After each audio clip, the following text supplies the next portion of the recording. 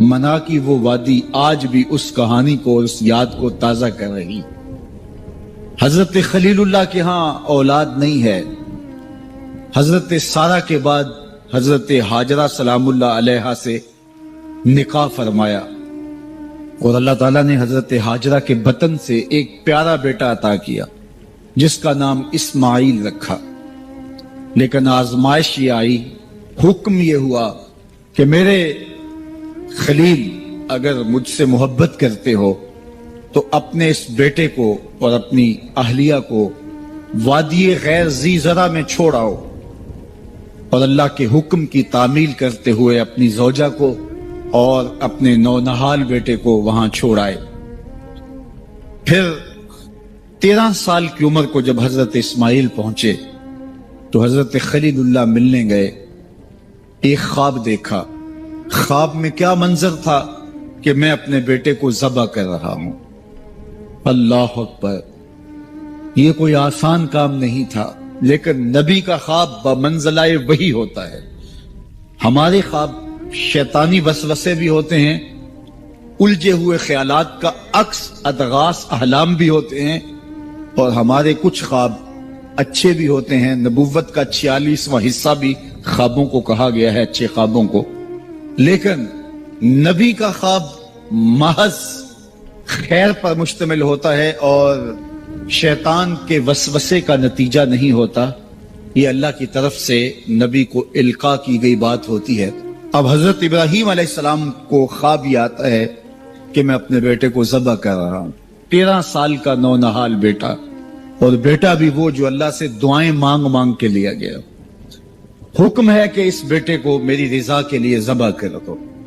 اللہ اکبر! حضرت خلیل اللہ اٹھے، بیدار ہوئے اور اس خواب کی تکمیل کے لیے آمادہ ہو گئے۔ اپنی زوجہ سے کہا، زوجہ محترمہ حضرت ہاجرہ سلام اللہ علیہا سے کہا کہ بیٹے کو تیار کر دو، دوست کی دعوت پہ لے جانا ہے۔ خلیل عربی میں دوست کہتے ہیں، اور اللہ نے حضرت ابراہیم کو خلیل اللہ اپنا دوست قرار دیا تھا، تو کہا دوست کے بلاوے پہ جانا ہے، دوست کی دعوت پہ جانا ہے، تو بیٹے کو تیار کر دو۔ حضرت ہاجرہ شہزادے کو تیار کر دیتی ہیں، مانگ سجاتی ہیں، تیل لگاتی ہیں، خوبصورت کپڑے پہناتی ہیں۔ بیٹا تیار ہوتا ہے اور باپ اپنے بیٹے کو لے کر کے منا کی وادی کی جانب بڑھتا ہے۔ شیطان سمجھا کہ یہ موقع کتنا نازک ہے، اور اگر یہ قربانی ہو گئی تو قیامت تک آنے والے لوگوں کے لیے یہ نمونہ ہوگی۔ اتنا بڑا ایثار! تو حضرت ابراہیم کے پاس پہنچا اور کہا، اے خلیل، اے ابراہیم، اللہ کو راضی کرنے کے اور تھوڑے موقع ہیں اور تھوڑے ذریعے ہیں، ضرور بیٹے کو ہی ذبح کر کے اللہ راضی ہوتا ہے؟ تو حضرت خلیل اللہ نے کنکر اٹھا کے اس کو مارتے ہوئے کہا، بھاگ جا یہاں سے، میری گود میں ایک اسماعیل ہے، اگر 1000 اسماعیل بھی ہوتے رب کے حکم پہ قربان کر دو۔ حضرت اسماعیل کے پاس آیا، تمہارا باپ تمہیں کہاں لے کے جا رہا ہے؟ کہا دوست کی دعوت پہ، ان کے دوست نے بلایا ہے، اس دعوت پہ ہم جا رہے ہیں۔ کہا نہیں نہیں، تمہیں ذبح کرنا چاہ رہا ہے اور اس کو اللہ کا حکم سمجھ رہا ہے۔ تو آپ نے بھی پتھر اٹھا کے مارا، کہا ہٹ جا میرے راستے سے۔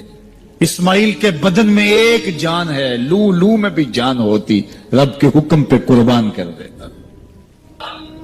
ماں کی ممتا بڑی کمزور ہوتی ہے، اولاد کے لیے اس کے جذبات بڑے حساس ہوتے ہیں۔ تو سیدہ ہاجرہ کے پاس آ پہنچا، کہا ہاجرہ، شہزادہ کدھر ہے؟ کہا کہ باپ بیٹے کو لے کر کے دوست کی دعوت پہ گیا ہے۔ کہا کہ وہ تو ذبح کرنے لے جا رہا ہے۔ کہا کوئی سوچ کے بات کر، وہ بیٹے کو ذبح کرے گا جس کو اللہ سے مانگ مانگ کے لیا، بڑھاپے کا سہارا، عصائے پیری، راتوں کے رت جگے، سسکیاں، آہیں اور دعائیں اور التجائیں اور تمنائیں اللہ کے حضور کر کر کے رب سے مانگ مانگ کے بیٹا لیا، اور اس کو اپنے ہاتھوں سے ذبح کر دے گا؟ بیٹا تو نالائق بھی ہو تو کوئی باپ اسے ذبح نہیں کرتا۔ یہ بیٹا، اس کی آنکھوں میں تو نور اور چمک اور روشنی نبوت کی نظر آ رہی ہے، بھلا باپ کیسے ذبح کرے گا؟ تو کہا وہ اسے اللہ کا حکم سمجھ رہا ہے. کہا اچھا؟ کہا ہاں. تو حضرت حاجرہ نے کہا ظالم تو کہیں شیطان تو نہیں ہے؟ میری گود میں آج ایک اسماعیل ہے، اگر رب کا حکم ہے تو 1000 اسماعیل بھی ہوتا تو قربان کر. ماں کی ممتا پہ قربان جائیے، بیٹے کی وفاداری پہ قربان جائیے، اور باپ کی اللہ کے حکم کی تعمیل اور ایثار کے جذبوں پہ قربان جائیے. جب وادی منا میں پہنچے تو حضرت اسماعیل علیہ السلام کو حضرت خلیل اللہ نے کہا یا بنیا، اے میرے بیٹے. کتنا دل آویز لہجہ ہے، کتنا پیار ٹپک رہا ہے. اے میرے بیٹے، میں نے خواب دیکھا ہے. خواب کیا دیکھا ہے؟ کہ میں یہ خواب دیکھ رہا ہوں کہ میں تجھے ذبح کر رہا ہوں. فانظر ماذا ترى، اب تو بتا تیری رائے کیا ہے. باپ بیٹے سے کہے کہ میں تمہیں ذبح کر رہا ہوں تو بیٹے کا انداز کیا ہوگا؟ آج تو باپ کسی بیٹے کو زیادہ محبت سے نواز دے تو دوسرے بیٹے شکایت کو نہ ہو جاتے ہیں کہ ہمارا باپ ظالم ہو گیا ہے.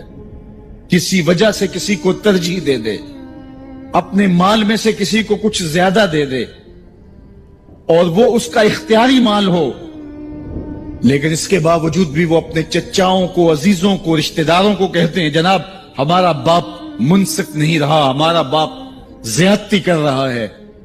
یار یہاں باپ بیٹے کو کہہ رہا ہے کہ بیٹا میں تجھے ذبح کر رہا ہوں. بیٹے کے تیور نہیں بدلتے.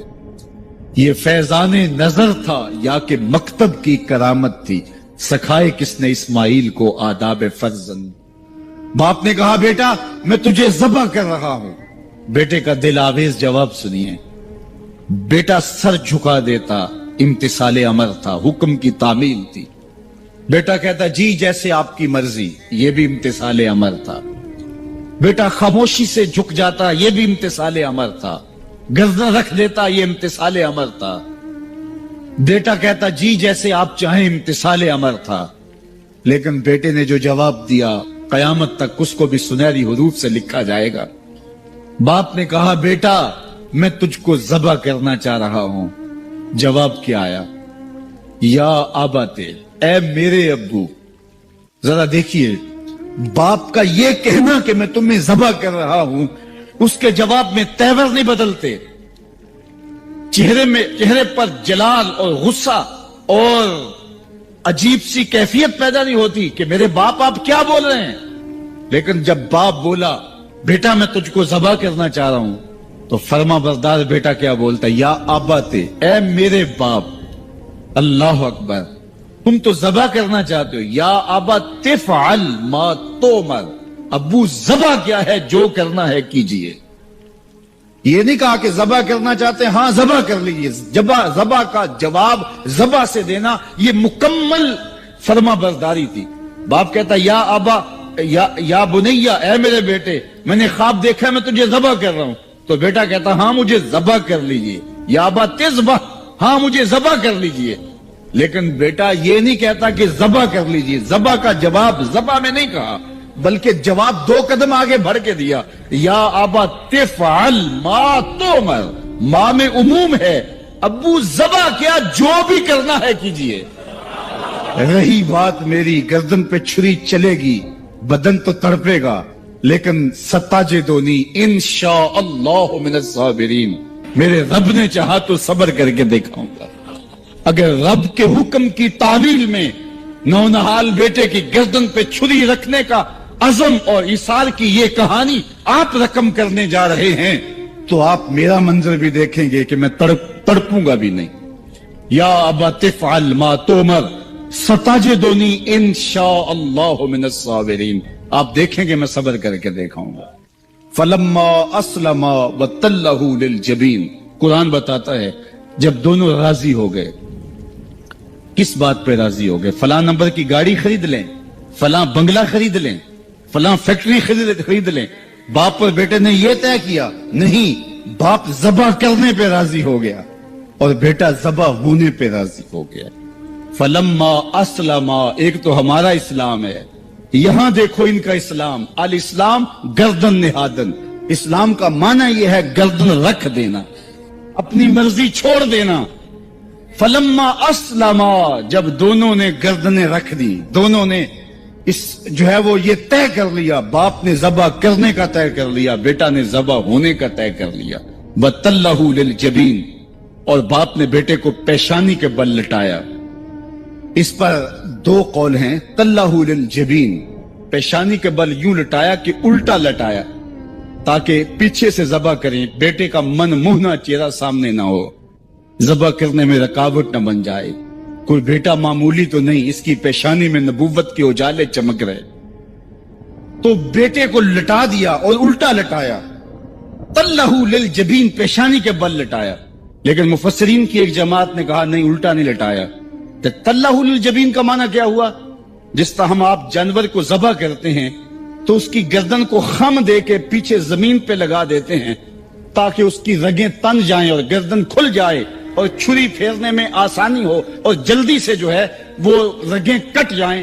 کہا کہ بیٹے کی ریشم جیسی نازک گردن کو موڑ کے پتھر پر پیشانی کو لگایا. اللہ اکبر. بیٹے کو رسیوں سے باندھا ہوا تھا اور اپنی آنکھوں پہ پٹی باندھی ہوئی تھی، اور یہ بیٹے نے کہا تھا ابو مجھے رسیوں میں جکڑ لے، شدت کی درد ہوگی، کہیں تڑپ نہ جاؤں، اور ایسا نہ ہو کہ رب کے حکم کی تعمیل میں آپ کو تاخیر نہ ہو. تو باپ نے اپنے ہاتھوں سے اپنے بیٹے کو جکڑا تھا، لیکن جو ہی چھری پکڑ کے باپ بیٹے کو ذبح کرنے لگا، بیٹے نے آواز دی ابا جان رک جائیے. کیوں بیٹا، پروگرام تبدیل ہو گیا؟ کہا نہیں، یہ میری رسیاں اتار دیجئے. بیٹا کیوں اتاروں، خود تو کہا تھا مجھے رسیوں سے جکڑ لو. ابا جان میری رسیاں اتار دیجئے، کہیں کل کا مورخ یہ نہ لکھے باپ ذبح کرنا چاہتا تھا، بیٹا ہونا نہیں چاہتا تھا. باپ نے باندھ کے کیا، کھول دیجئے رسیاں، نہیں تڑپوں. اللہ اکبر. رسیاں کھول دی جاتی ہیں. کائنات نے ایسا منظر کبھی دیکھا نہیں تھا، چشم فلک نے ایسا نظارہ کبھی کیا نہیں تھا. منا کی وادی ہے، فولاد جیسے پگھلے ہوئے پہاڑ ہیں، آسمان سے فرشتے بھی جھک جھک کے حورے غلمان اور رضوان جنت بھی دیکھ رہے ہیں. مالک قیامت آنے والی ہے. کہا فرشتوں تم نے کہا تھا انسان کو خلیفہ بنایا جا رہا ہے، یہ تو لڑائی کریں گے، سجدے تو ہم کریں گے، ذرا میرے بندے کی اس انوکھی ادا کو بھی تو دیکھو. لاؤ سارے سجدے، اپنے قیام لاؤ، اپنے رکوع اور اپنے سجود لاؤ، اور میرے بندے کے اس جذبہ ایثار کے مقابلے میں رکھو. اللہ اکبر. حضرت خلیل اپنے نونہال بیٹے کو فلما اسلما وتلہ للجبین، قرآن نے منظر نگاری کی ہے کہ جب باپ بیٹا راضی ہو گئے، باپ ذبح کرنے پہ راضی ہو گیا. منا کی وادی ہے، کوئی تیسرا شخص نہیں ہے، پگھلے ہوئے پہاڑ ہیں، آسمان کا منظر ہے، ہاتھوں میں چھری پکڑی ہے، زمین تھرانے لگی، عرش کانپنے لگا، وادی پہ راشا تاری ہے. سورج سے یہ منظر نہیں دیکھا جا رہا، کارکنان قضاء و قدر کی چیخیں نکل رہی ہیں، مالک یہ کیا ہونے جا رہا ہے. کہا ذرا میرے بندے کی ادا تو دیکھو. پھر ہاتھوں میں چھری پکڑ کے آنکھوں پہ پٹی بندھی ہے اور نونہال لیٹا ہے، اور پیشانی موڑ کر کے، گردن موڑ کر کے پیشانی زمین پہ لگائی، اور تنی ہوئی رگوں پر حضرت خلیل اللہ نے جب چھری پکڑ کے چھری کو پوری ہمت کے ساتھ بیٹے کو ذبح کرنے کے لیے جنبش دی. چھری تو جنبش کرتی ہے لیکن ایک بال بھی نہیں کٹتا. چھری کو زمین پہ مارا، زمین میں دھنس جاتی ہے. لیما تقطعی یا سکین، چھری کاٹتی کیوں نہیں، تیرا کام تو کاٹنا تھا. آواز آئی الخلیل یامرنی والجلیل ینہانی. خلیل کاٹنے کا کہتا ہے، رب جلیل کہتا ہے خبردار ایک بال بھی کاٹا تھا. کہا چھری تیرا کام تو کاٹنا تھا. حضرت آگ کا کام بھی تو جلانا تھا. جس نے آگ کو جلانے سے روکا تھا آج اسی کا حکم میرے نام بھی ہے کہ ایک بال بھی نہیں کاٹنا. اس سے راستہ اختیار کیا جا سکتا تھا نکلنے کا. میں نے تو چھری چلائی، اب کیا کروں، چھری نے کام نہیں کیا. شکر ہوا بیٹا بچ گیا، لیکن نہیں. خلیل سمجھے شاید کوئی دل میں نرمی پیدا ہوئی تو رب نے چھری کو روک دیا. چھری کو پھر پتھر پہ رگڑا، تیز کیا، اور چھری کی نوک کو نازک گلے پہ رکھ کے پورا وزن ڈال دیا. گلا کٹ گیا، خون بہنے لگا. حضرت خلیل خوش ہو گئے. کتنا مشکل کام تھا بیٹے کو ذبح کرنا، میں کر دیا. جلدی سے آنکھوں سے پٹی کھولی تو کہا، دیکھا کیا کہ منظر بدلا ہوا تھا. بیٹا سمجھ کے جسے ذبح کیا تھا وہ بیٹا نہیں تھا، وہ دمبا تھا. اور حضرت اسماعیل پاس کھڑے مسکرا رہے تھے. بے ساختہ زبان سے نکلا اللہ اکبر. تو حضرت اسماعیل بولے لا الہ الا اللہ واللہ اکبر. پاس کھڑے جبریل جو دمبا لے کے آئے تھے بولے اللہ اکبر وللہ الحمد. ادھر سے آواز آئی وَنَادَيْنَاهُ أَن يَا إِبْرَاهِيمُ قَدْ صَدَّقْتَ الرُّؤْيَا إِنَّا كَذَلِكَ نَجْزِي الْمُحْسِنِينَ.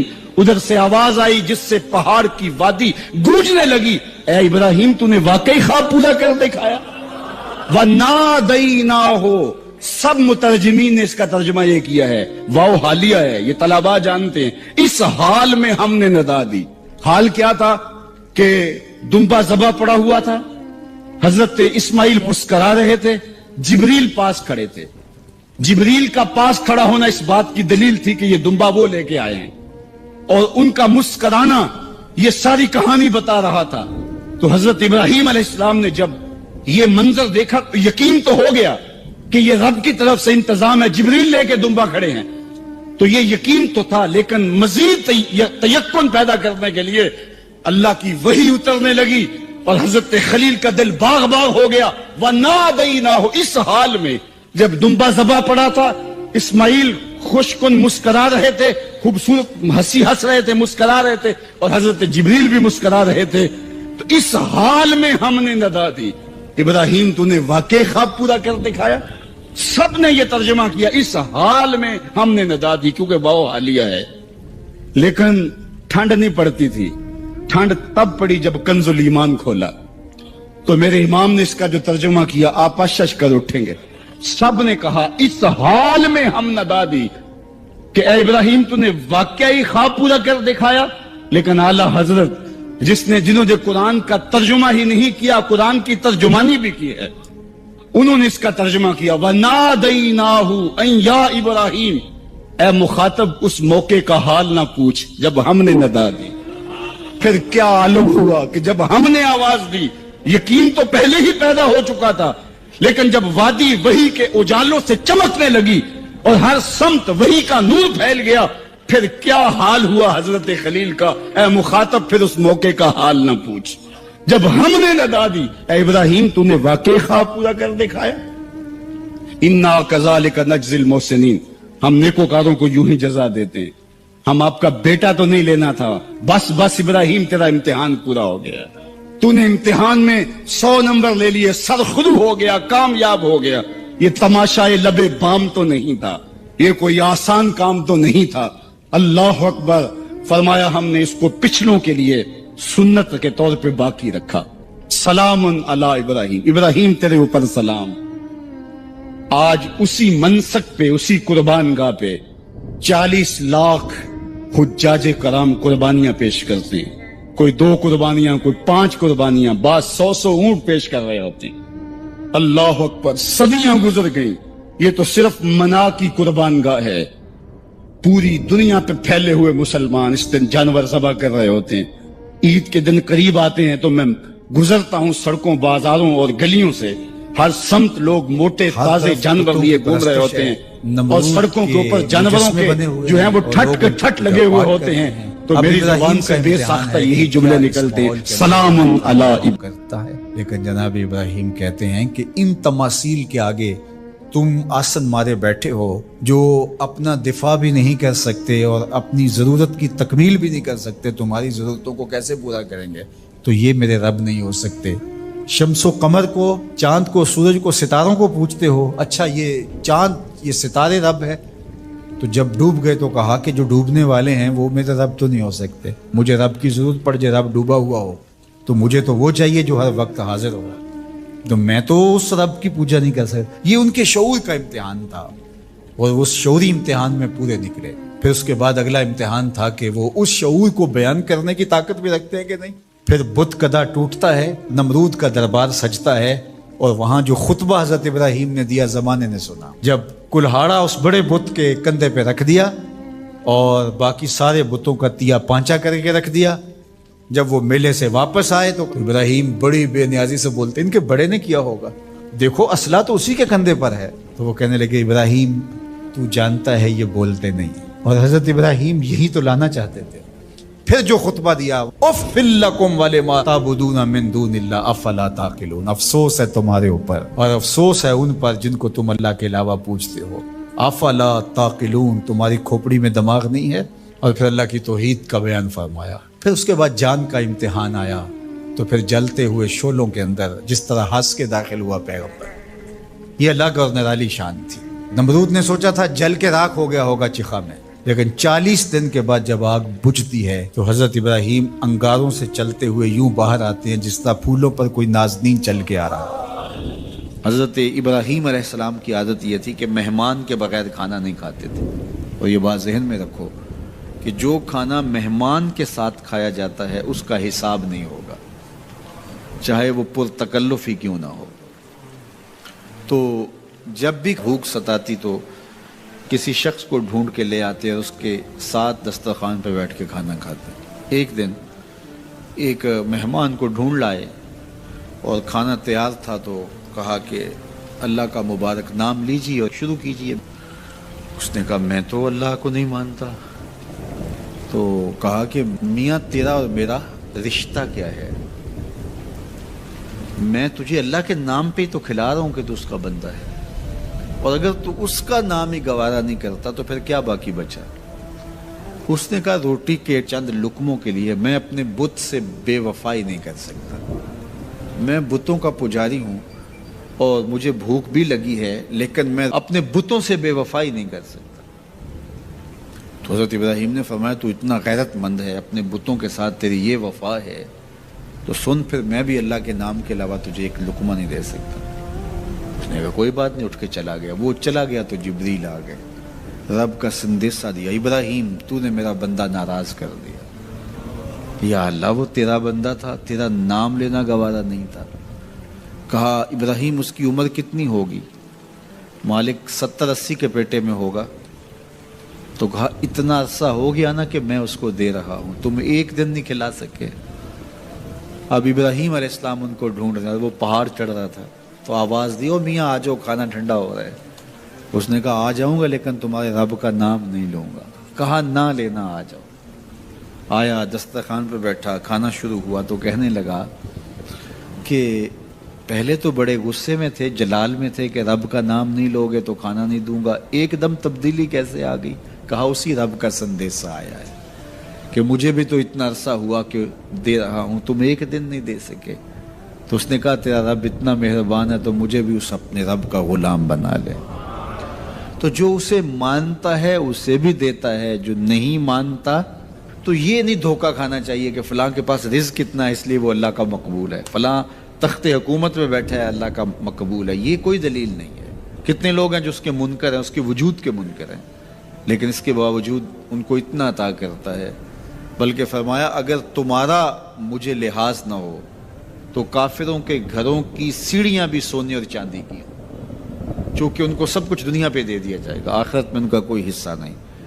لیکن مسلمان کہیں گے ہم تو پھر مار ہی دیے گئے. تو تمہاری دل جوئی مقصود ہے، تمہارا لحاظ ہے، ورنہ ہم ان کو اتنا دیں کہ ان کے گھروں کی سیڑھیاں بھی سونے اور چاندی کی ہوں. یہ فرعون جو تھا جس نے خدائی کا دعویٰ کیا، بلکہ کہا آنا ربکم الاعلی، میں تمہارا بڑا رب ہوں، اور اپنی پرستش کرواتا تھا. ساری زندگی کوئی بیماری تو دور کی بات ہے، اس کے سر میں درد بھی نہیں ہوا تھا. رزق اللہ اسے بھی دیتا ہے جس سے وہ پیار کرتا ہے، اسے بھی دیتا ہے جس سے وہ پیار نہیں کرتا.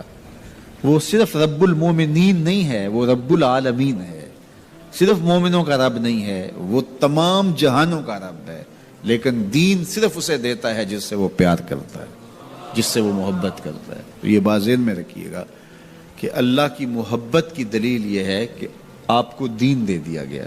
جو لوگ بیچارے مزدوری بھی کرتے ہیں، کام کاج بھی کرتے ہیں، ان کے لیے کتنی مشقت ہے کہ جسم کا پانی بھی خشک ہو جاتا ہے اور وہ اس کے باوجود بھی روزے سے ہوتے ہیں. شوگر کے مریض ہیں، ان کے لیے 5-6 گھنٹے بھوک سے کاٹنے مشکل ہوتے ہیں، اور وہ جو ہے وہ 18-20 گھنٹے جو ہے وہ بھوک میں کاٹ رہے ہوتے ہیں، اور پھر جو ان کا حال ہوتا ہے وہ انہیں پتہ ہوتا ہے. اسی طرح مختلف بیماریوں اور مختلف امراض میں مبتلا لوگ. صحت مند شخص بھی اتنی شدید گرمی میں इतनी भूख और प्यास काटता है, तो ये एक काम है। तो ये क्यों किया जाता है, इसका मकसद क्या है? वो मकसद कोई मख्फी मकसद नहीं है, कोई पोशीदा मकसद नहीं है जो मालूम ना हो। वो कुरान ने बयान कर दिया, और वो क्या है? तक़वा।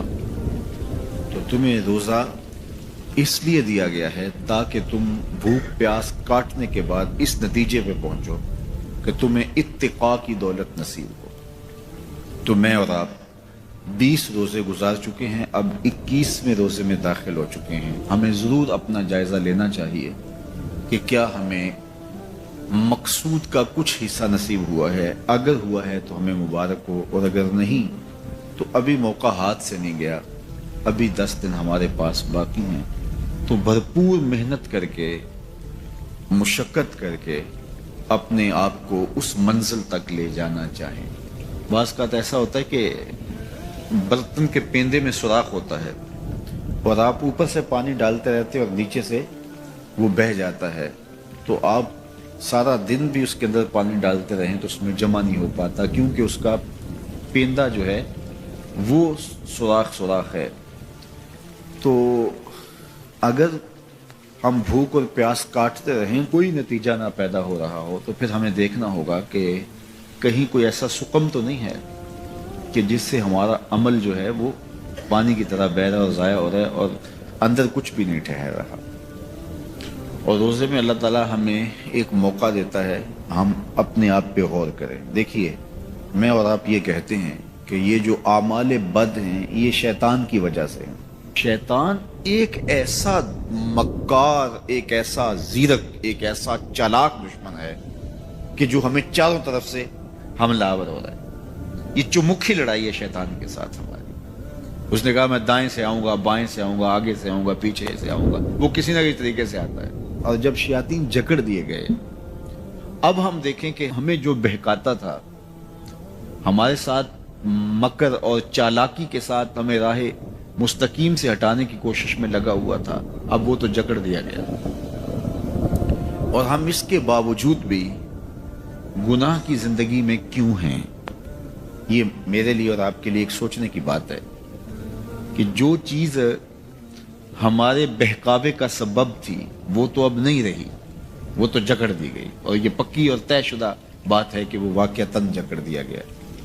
तो अब हम इसके बावजूद क्यों गुनाहों भरी जिंदगी बसर करते हैं? तो एक हमारे लिए ये सोचने का मौका है, क्या शैतान की मुसलसल सोहबत के नतीजे में कहीं हम खुद ही शैतान सिर्फ तो नहीं हो गए कि शैतान बंद भी गया है, और इसके बावजूद अगर हम किसी को दुख दे रहे हैं, इसके बावजूद हम किसी की ग़ीबत कर रहे हैं, इसके बावजूद हम किसी पे जुल्म कर रहे हैं, इसके बावजूद अगर हम रिज़्क़ हलाल की बजाय रिज़्क़ हराम इकट्ठा कर रहे हैं, तो फिर हमें देखना होगा कि कहीं ऐसा तो नहीं है कि शैतान की मुसलसल सोहबत की वजह से उसकी सिफतें हमारे अंदर तो पैदा नहीं होगी, उसने हमें अपने रंग के अंदर रंग तो नहीं दिया। शैतान की वजह से हम इतने शैतान वस्फ हो गए, शैतान सिफ्त बन गए कि शैतान रुखसत भी हो चुका, जकड़ा भी गया, लेकिन अपनी आदतें, अपने औसाफ, अपना रंग हमारे ऊपर चढ़ा गया। हम जहाँ थे और वहीं के वहीं खड़े हैं, और माह सियाम हर साल आता है और गुजर जाता है, और हम जहाँ होते हैं फिर वहीं के वहीं होते हैं। बहुत सारे लोग जो हैं वो तो 5 गाना नमाज भी पढ़ने लग जाते हैं, लेकिन रमज़ानुल मुबारक के बाद ईद के दिन भी फजर की नमाज छोड़ देते हैं, और फिर उसके बाद नमाजों का तसलसल। तो उसकी मिसाल बयान फरमाई कि उस खातून की तरह जो सारा दिन सूत काटती थी और शाम को अपने हाथ से उस काते हुए सूत को तोड़ देती थी। तो कुरान ने कहा तुम उस औरत की तरह ना हो जाओ जो अपने हाथ से काटती है और फिर शाम को उसको तोड़ के रेजा रेजा कर देती है। तो जो भी नसीब हो, थोड़ा नसीब हो, लेकिन अगर पेंदे में सुराख नहीं है तो एक एक कतरा भी रोज पड़ेगा तो एक दिन बर्तन भर जाएगा।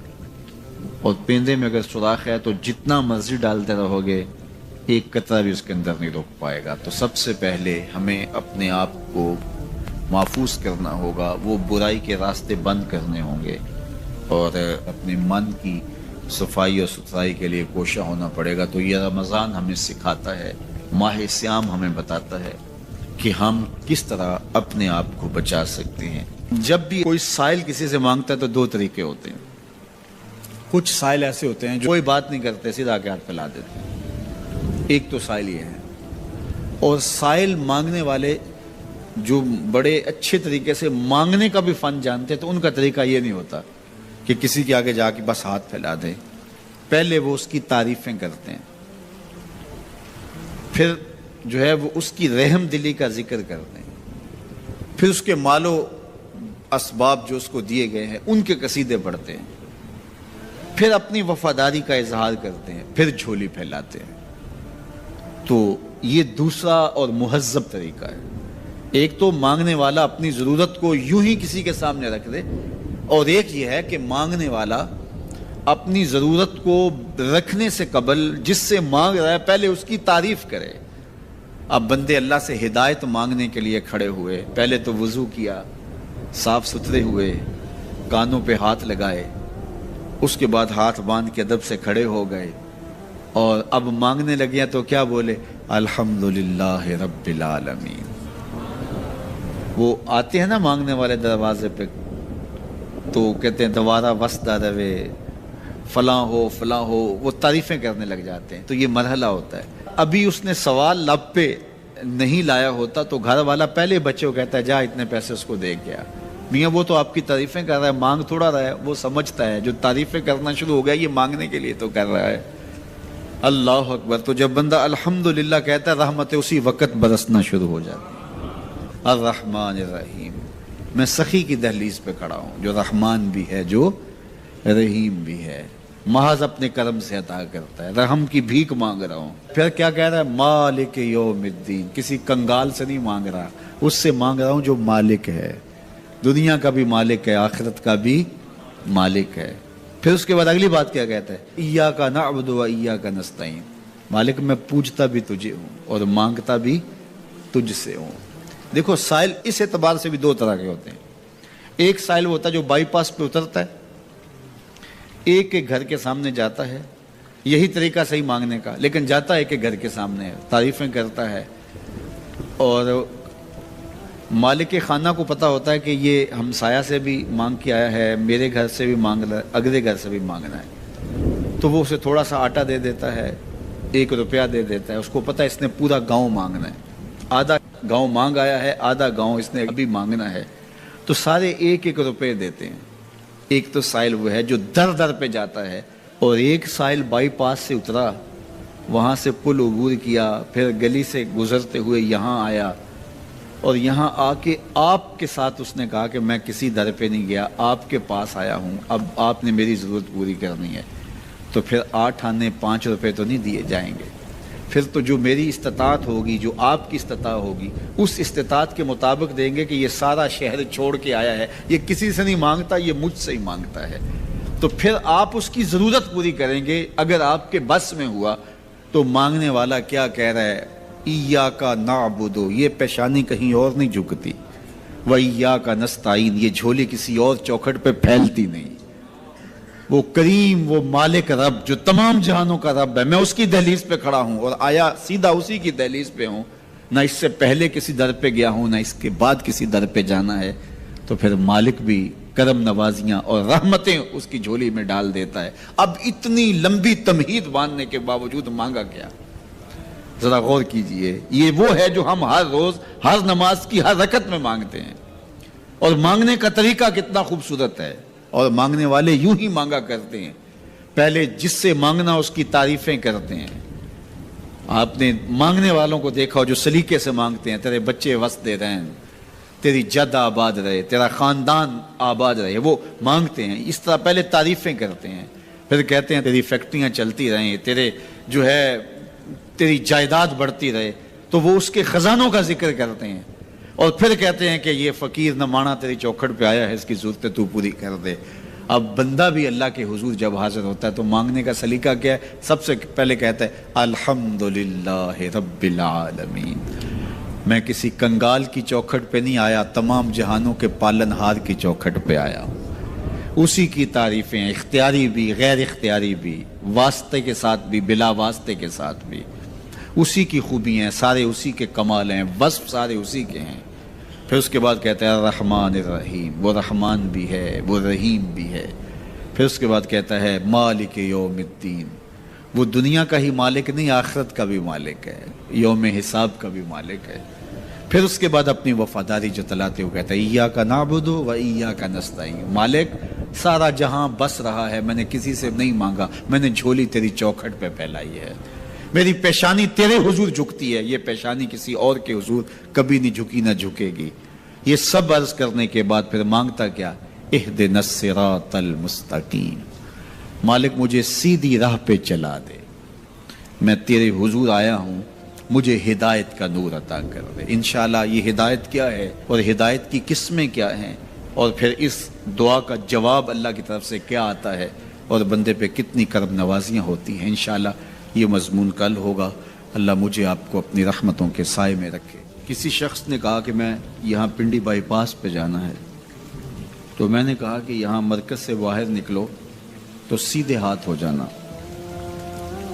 وہاں آگے مین روڈ آ جائے گا تو اس سے دائیں ہو جانا، کچھ فاصلہ کاٹو گے تو آگے بائی پاس ہوگا۔ تو یہ ہے ارات الطریق، راستہ دکھلانا، اس کی رہنمائی کرنا۔ تو ہدایت کا ایک معنی یہ ہے رہنمائی، لیکن وضو کر کے قبلہ رو کھڑا ہو کے ہاتھ باندھ کے جب کوئی کہہ رہا ہے کہ اہدنا الصراط المستقیم، تو اس کا مفہوم ارات الطریق نہیں ہوگا، چونکہ وہ راہ دیکھ چکا ہے تو تبھی یہاں تک پہنچا ہے۔ اب اس کا دوسرا معنی ہوگا ایصال الی المطلوب، مطلوب تک پہنچنا۔ اور وہ کیسے ہے کہ کسی نے کہا کہ میں نے بائی پاس پہ جانا ہے اور آگے میں نے شہر کی طرف جانا ہے، تو میں نے اس کو کہا یہاں سے نکلو، دائیں ہو جاؤ، پھر جو ہے وہ پھر دائیں ہو جانا، پھر بائیں جانب کی ڈائریکشن لینا، پھر آگے چلے جانا تو شہر آ جائے گا۔ تو اس کو تھوڑا سا فرق لگ گیا، تو وہ شہر جانے کی بجائے وہ گجرا والا کینٹ پہنچ جائے گا۔ ارات الطریق میں بھٹکنے کے امکان موجود ہے، اور اگر کوئی راستے میں بھٹکانے والا کھڑا بھی ہو، ٹریفک پولیس کا وارڈن راستے میں کھڑا ہو اور اس نے وردی وہی پہنی ہوئی ہو، تو وہ کہے کہ نہیں تم ادھر جاؤ، تو گو میں نے راستہ دکھا دیا، لیکن وہ شخص اس شخص سے دھوکہ کھا جائے گا کہ یار یہ ٹریفک پولیس کی وردی میں ہے تو یہ تو غلط نہیں بتا رہا، تو وہ اس کو کسی اور سمت گھما کے پہنچا دے گا۔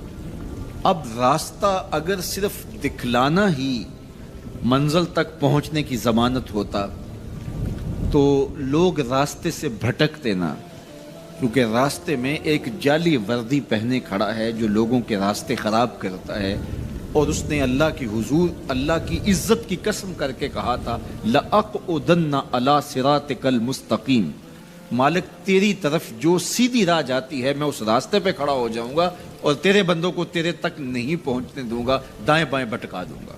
تو ارات الطریق میں بھٹکنے کے امکان موجود ہیں۔ اور دوسرا ہے ایصال الی المطلوب، آپ نے کہا کہ میں نے شہر جانا ہے، مجھے راستہ بتاؤ، میں نے آپ کا بازو پکڑا، آپ کو ساتھ لیا اور شہر پہنچا کر کہا کہ یہ تمہاری منزل ہے، تو اس کو کہتے ہیں ایصال الی المطلوب، مقصود تک، منزل تک، مطلوب تک پہنچا دینا۔